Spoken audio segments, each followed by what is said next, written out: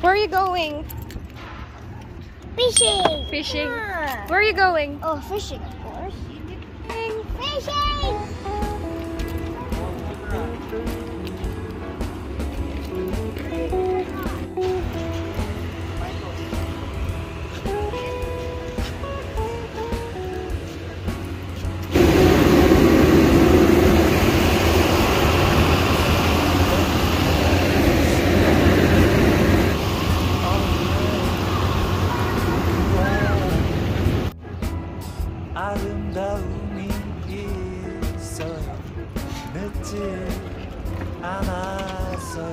Oh, look at that!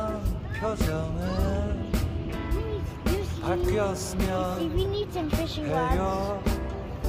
언제까지나 함께 웃을 수 없겠지만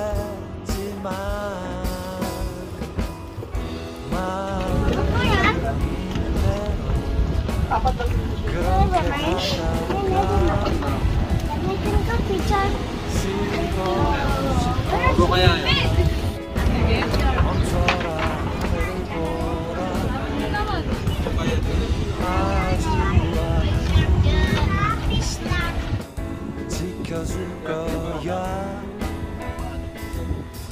넉넉해질 때까지 Jacob. Hello. Someone gonna ask a bigger nose?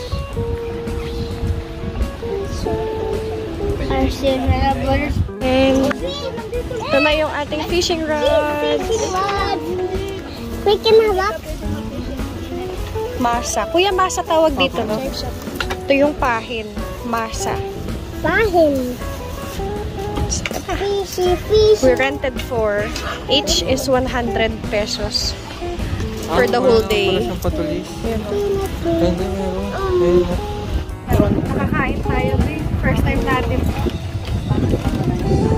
Kasi ang ginagamit namin pag namimigwit yung lola ko dati sa mga yung mga bikal na tawag. Yung mga parang kawayan. Yung mga ganyan lang katataba ng kawayan. Yun lang yung ginagamit namin. Tapos pinag-work. Kasi ang pahit lang natin. So yung mga nakukuha ng lola ko, ganyan lang kaliliit. Deadless. Ganun lang. Tapos, syempre, hindi binabalik yun kasi sayang naman dahil pang ulam na rin. So ngayon, tingnan natin kung paano ang tamang paggamit nito kasi first time na. I-open niyo po siya.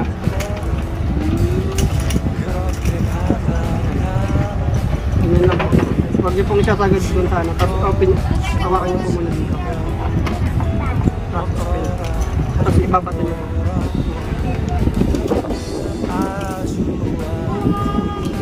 Tapos close po. Tapos yung ikot po ma'am, puro pa ganun.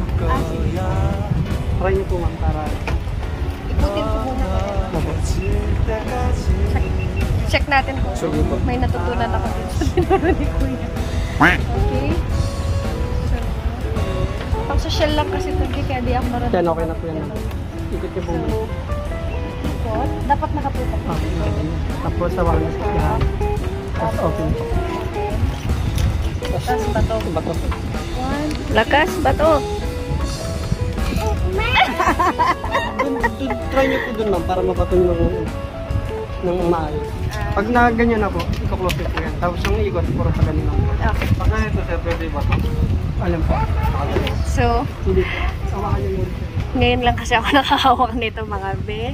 Dahil pang social lang itong mga ganun pang-wet. So, magmula bata ako, pinakarap ko nang makahawak ng ganito kapag nabibigyan. Hindi po. So, meron naman tayong i-check sa ating checklist. And yes, tingnan natin kung may kakain ang pahin natin. Let's see. So, ayan, yung ating pahin nasa gilid lang. Kasi hindi ako marunong magbato, eh. Okay.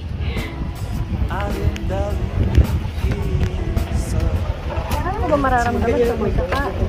May madala yan, deles. Ayan na. May bubukal.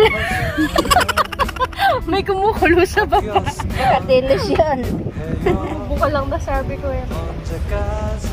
So, yun ang dalawa. Gusto ko yung mga water activities na ganito.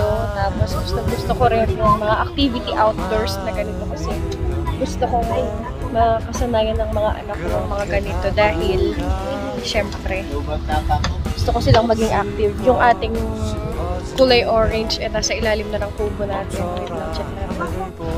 So yan, naghagis si Kuya ng mga pagkain ng isda. So sana may kumain na sa natin, sa pahin natin. Kasi wala pang kumakain sa pahin namin. Laki pa naman ang binigay kong pahin para mabusog siya agad. Kopi, nakakuha ka na? Okay. So, wala pa tayong nahuhuli. It's testing my patience. Tignan natin kung hanggang saan tayo mag-chat-tsaga para makakuha ng isda. Well, pero kasi kapag nakakuha ka naman, sobrang fulfillment yung mararamdaman mo kasi parang achievement. So, tsagain natin. Kain na tayo. Dito na yung food. Naglalambot na yung naprak. Kain na tayo. Nakakagutom pala mga isda. Wala pa kaming huli.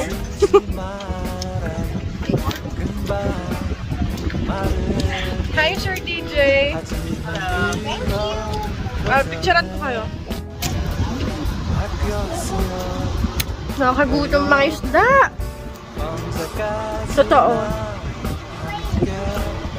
Tsagaan pa lang pag ang pangingisda, be.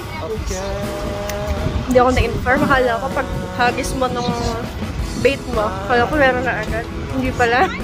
Hindi madali. Ito nga pala yung kanilang menu. Ayan.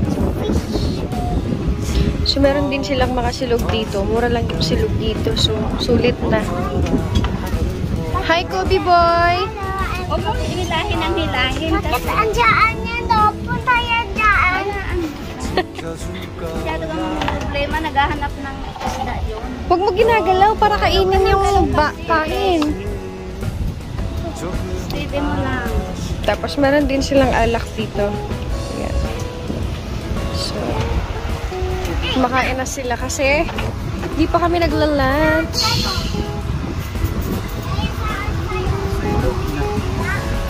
Si Daddy and the view, Ate Gina and Jacob. Tapos yung alak. You always brush your teeth kasi. You always brush your teeth. Ay, Kuya, pwede pong humingi ng ketchup. Ketchup. Opo. Ayun, baso mo, may laso yung kayo, yellow.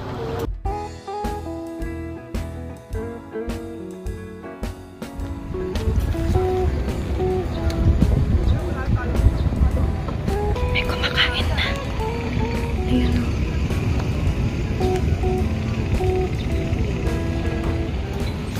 그댈 수밖에 없는 그런 아름다움이 Ayan sila, ang dami. 있지 않았어 하지만 그런 표정은 Kaso mautak sila. 바뀌었으면 해요 Hindi sila kumakagat sa bait. Kinakain nila yung bait sa gilid. Hanggang sa matanggal siya doon. 없겠지만 마음이 흐렁이는 대로 그렇게 가다가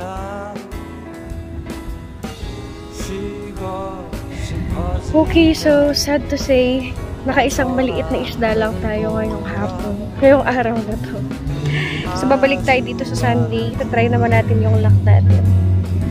Pwede naman tayong magdala ng fishing rod. Tapos, kahit hindi kayo mag-rent ng cottage, magbayad lang kayo ng entrance fee na hindi ko sure kung 50 or 150. I-try nyo na lang mag-inquire sa page nila. Ilalagay ko sa baba. Okay? So, uwi na kami guys. At malapit ng umulan. Okay, thank you for watching this video. Bye-bye!